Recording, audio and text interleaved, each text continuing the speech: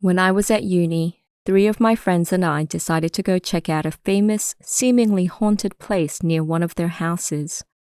For simplicity, I'm going to call them A, B, and C. This place used to be an art studio of some guy. Apparently, he couldn't draw as well as he wanted and committed suicide after going crazy. We decided to meet up at 8 p.m. in the parking lot next to this abandoned studio. I went with A and B in my car, and C went on his bicycle since it was close to his house. We got there a bit early at 7:30, and B said with a smile, "Let's scare C," to which we both agreed. A said, "How do you want to do it?" "I have a good idea. I'm going to go get ready in the studio," said B. I immediately voiced my hesitation, telling him he shouldn't go in there, but B just made fun of me, and so I let him carry on. "Come back by 7:50 or else C will get here," said A. B started walking towards the studio, saying he knows, and disappeared inside. A and I decided to hide in the shadows and wait until B returned. I don't know how long it had been, but I began to feel strange. My back was beginning to feel ice cold. I don't know why, but my legs also began shaking. "I have a bad feeling," I whispered to A. "You too?" he replied, looking at me, his face pale. I said, "When B gets back, let's just wait for C to show up and get out of here." It was 7:50. B wasn't back yet, and C showed up. We came out from hiding and explained the situation to him, to which he said, "Why did you guys let him go in by himself?" He was pissed. We decided to wait for B to show up until 8. Now I was beginning to feel shivers running up and down my spine. By the time we looked at our watch, it was already 8:20, and C said, "We can't wait any longer. We need to go in." Just as we decided to enter the studio, the door to it slowly began to open. Was it B? But whatever was standing there was wearing a white robe. His hair was long, his face covered in blood with a kitchen knife gripped in his right hand. We couldn't really see what was in his left hand, but it looked like a head. It was B's head. The 3 of us screamed and we all started running towards the parking lot. When I turned around, the guy had dropped B's head and was running after us with the knife in his hand. We all scrambled into my car and I started the engine. Just then, the man reached the car and grabbed onto it. I got so scared that I stomped down hard on the accelerator and quickly turned the handle, flinging the guy off. It looked like he hit his head on the rock, and he didn't continue chasing us after that. We drove straight to the police station and told them what we had witnessed and that our friend B got killed by this crazy person. The next day, they found his body. But for some reason, his head was still attached to his body. He had red paint all over his face and was wrapped in a white sheet. There was a piece of paper lying next to him with a rough drawing of his face. And his cause of death was blunt force trauma to the head.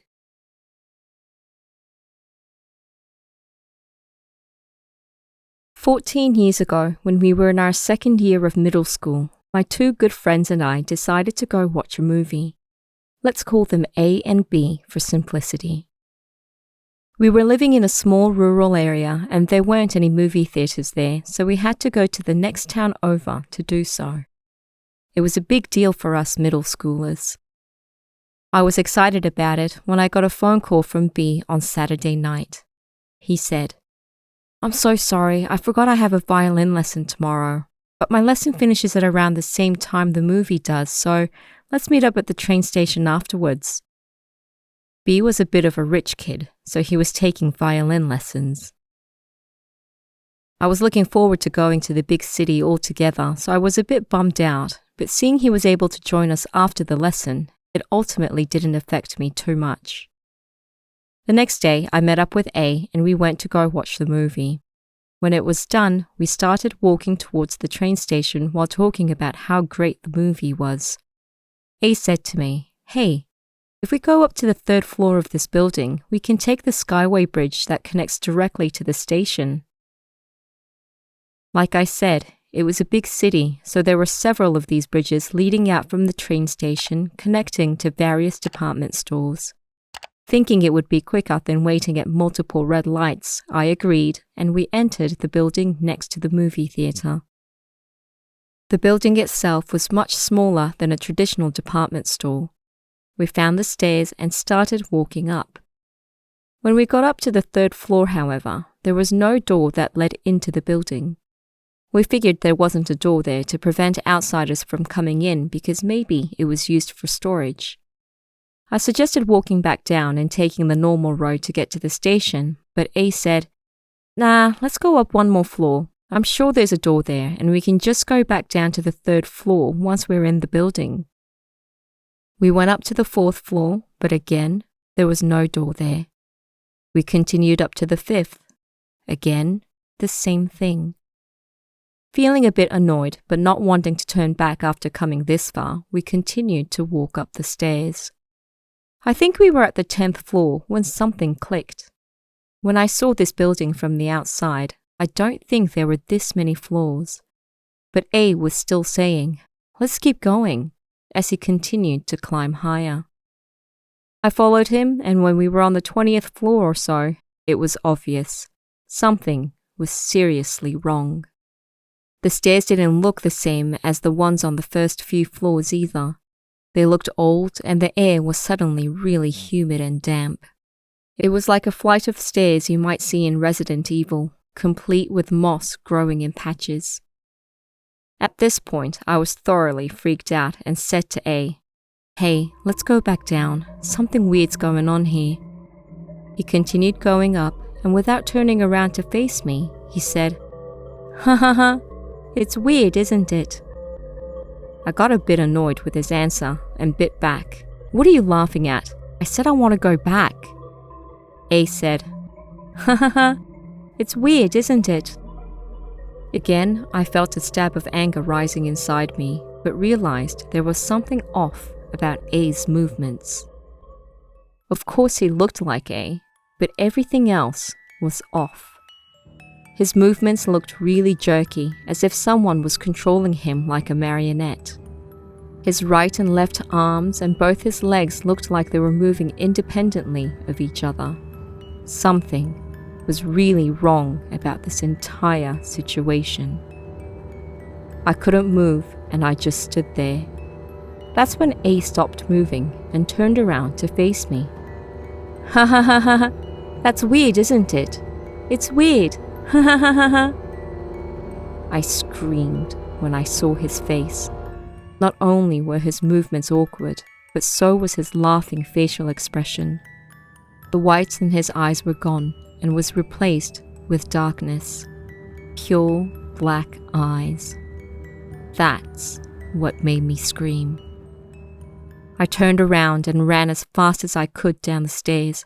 I almost fell flat on my face, but I continued running like my life depended on it. After a while, I was in the pharmacy on the first floor of the building. I don't remember how I even exited the stairwell, but I was in such a panic that I continued running towards the subway station without looking back. When I got there, B was waiting.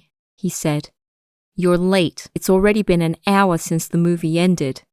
He was pissed, but when he realized A wasn't with me, he asked me where he was.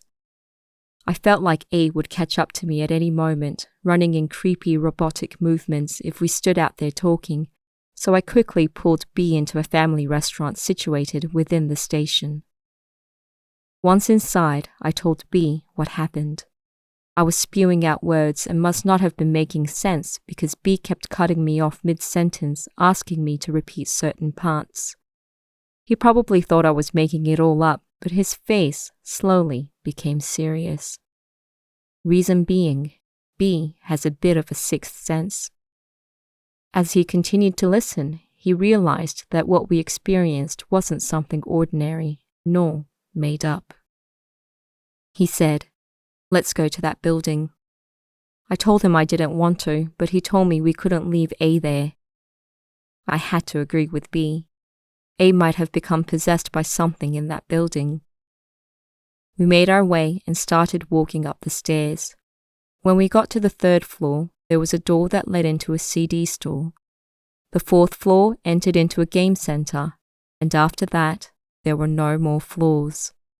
This department store only had 4 stories, and each floor had a door that led directly into it. We couldn't do anything more this day, and confused and afraid, decided to head home. We were hoping that A would show up to school the next day as if nothing happened. But A didn't come to school. B got there 10 minutes before I did, and he rushed over to me, his face pale.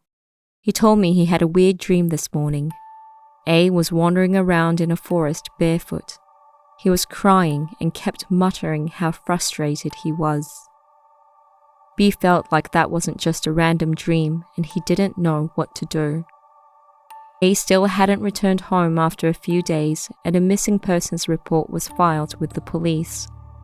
The police asked us questions about that day, but we didn't tell them about the weird experience. After about a month, A was finally found. He was dead. I didn't hear this directly from his family or anything, but he was apparently found over 100 kilometers away by a shrine in the middle of a mountain. He was dried up like a mummy. It had only been less than a month since he'd gone missing. At the time of his death, I was overcome with a feeling of dread and uneasiness, but as the days have gone by, the memories have slowly begun to fade. A while back, I met up with B after not seeing him for several years, and we got to talking about this weird incident. What the hell happened that day? Well, that's all there is to it. I've never gone back to the same movie theater since that day. But I'm thinking of going back to it next time.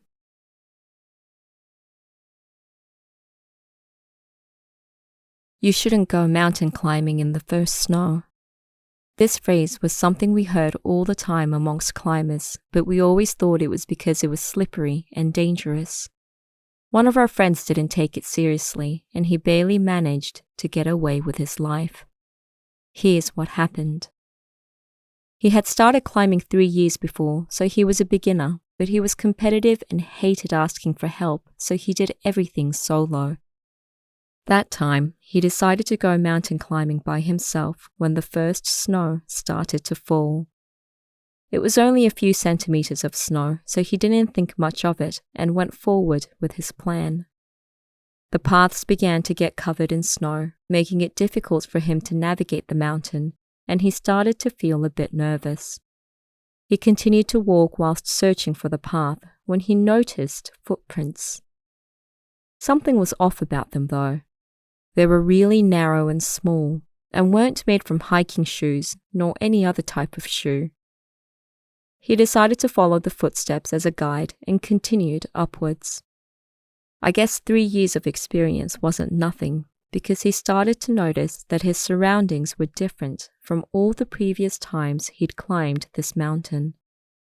The path was beginning to get rocky, and the number of trees and shrubs began to increase, making it more and more difficult to walk. At that point, he decided to turn back. Not only was he walking into unknown territory, the footprints in themselves gave him an eerie feeling. It was beginning to get dark now, and trying not to panic, he began his descent. That's when he noticed something else. There were clearly a lot more footprints now. When he was climbing up, he was following a single person, but now he could count footprints from 3 people. Looking at them closer, he could now tell that they were made by bare feet.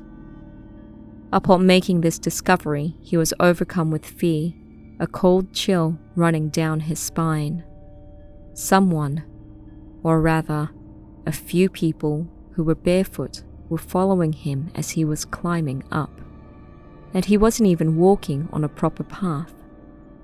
That's when he remembered the words of his friend, a guy who was a professional climber.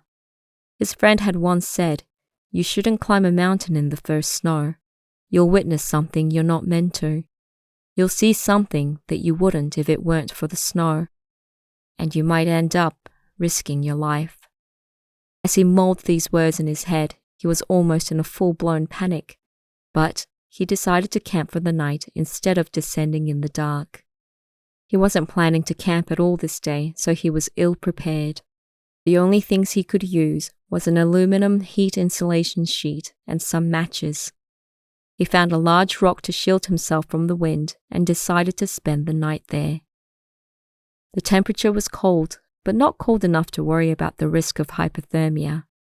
The snow had stopped falling and the place had fallen silent. It was peaceful.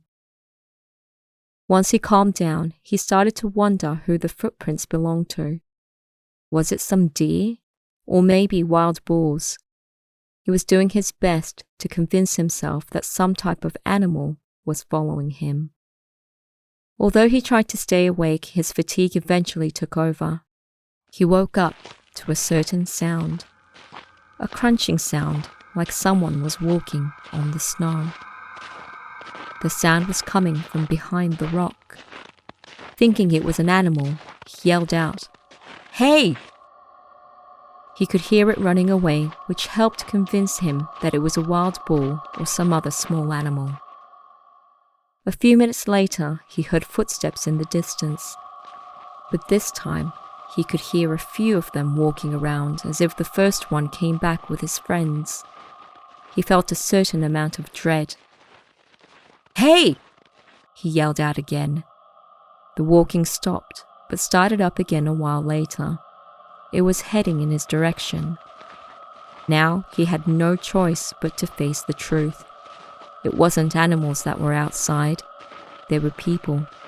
A few of them were approaching him, and his fear was reaching its max. He hugged his knees tighter, shut his eyes, and started to pray. He wasn't especially religious, but he remembered how his grandparents used to do it and prayed non-stop. He ducked his head into the thermal blanket and did his best not to look outside. The footsteps continued, and they were much closer now. It continued all through the night, walking around him in circles. He couldn't sleep at all, and feeling like he would go crazy, continued to pray. Eventually, he could feel that the sun was starting to rise. It was finally morning, and whoever had been walking circles around him all night began to distance themselves.